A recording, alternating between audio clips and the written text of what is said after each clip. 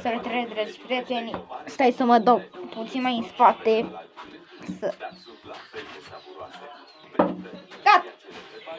Deci, mâine fac un videoclip. Hai să vă arăt și voi ce este aici.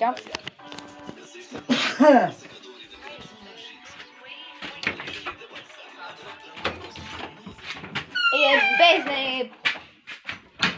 Da, e perfect. Și uitați-vă ce aici pentru Crăciun. Da, luminează și da. Fraților,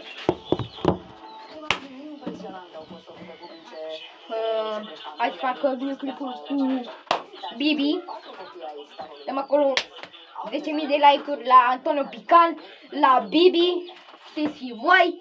Deci, azi fac videoclipul cel mai tare prank al Antonio Pican, care a făcut o farsă la Bibi.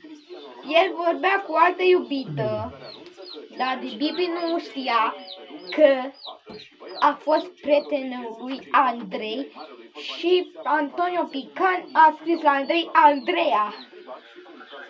Da, azi fac videoclipul lui Antonio Pican.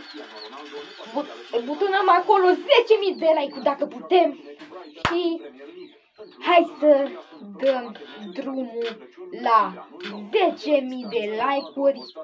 Și acum azi fac videoclipul lui prank-ului Antonio Pican. Să aveți acum 3. Deci o să revenim.